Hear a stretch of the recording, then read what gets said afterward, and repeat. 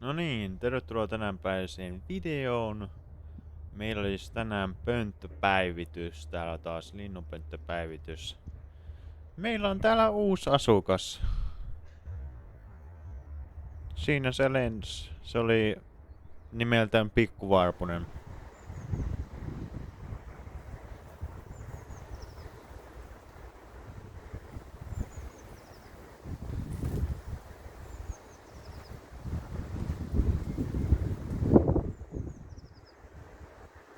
Tässä se on kiinnostavaa, että pikkuvarpuset yleensä tykkää oleskella kesäisin tuolla etelässä päin. Niin Haapajärvellä varmaan aika harvoin näkee pikkuvarpusia, joten on aika onnekas siten katsottuna.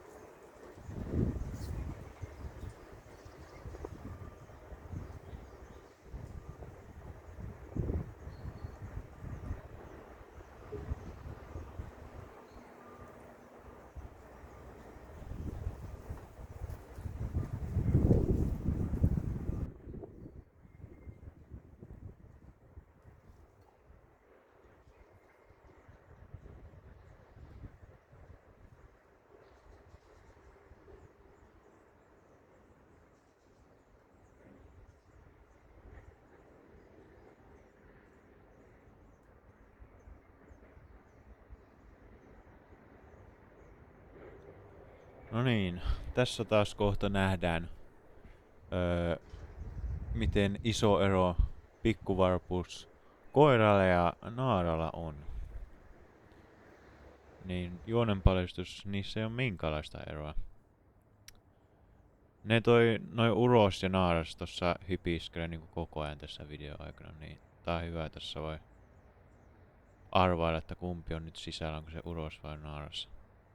Mutta ei sitä tiedä, koska kummatkin näyttää yhtä samanlaiselta. Tästä kohta näet.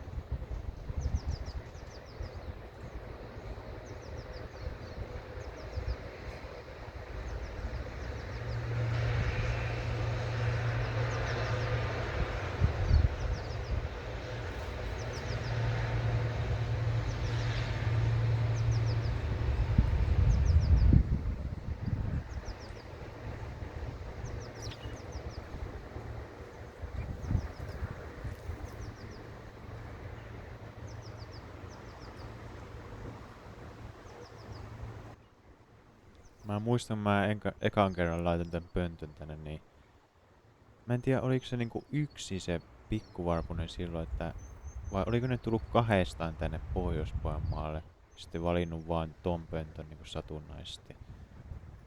Että matkustaako ne niinku kahdestaan tuonne niinku pohjoiseen asti vai onko ne vaan satunnaisesti löytänyt toisen? Koska mä muistan, ne ekan kerran oli tässä, tai yksi noista oli, niin se vaan niinku oli siinä yksi ja niinku huusi teki semmoista piip, piip ääntä, en mä muista minkälainen se oli, mutta tommosia kiinnostavia ajatuksia.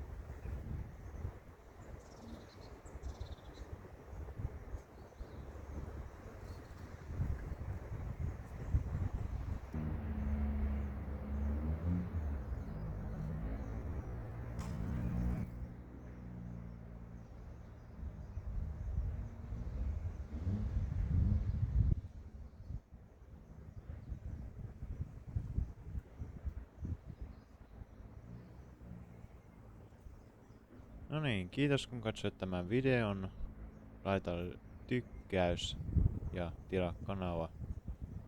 Ja Pikku Varpunen tuli tänä vuonna. En tiedä tuleeko toista lintua. Varmaan tulee sitten kun nää lähtee täältä. Niin mä katsoin jos mä saisin nää vielä lapsukaiset kun ne hyppää sieltä pois tätä pöntöstä. En oo koskaan nähnyt edes. Katsotaan jos mä saisin sen kameraan myös. Mutta kiitos kun katsoit.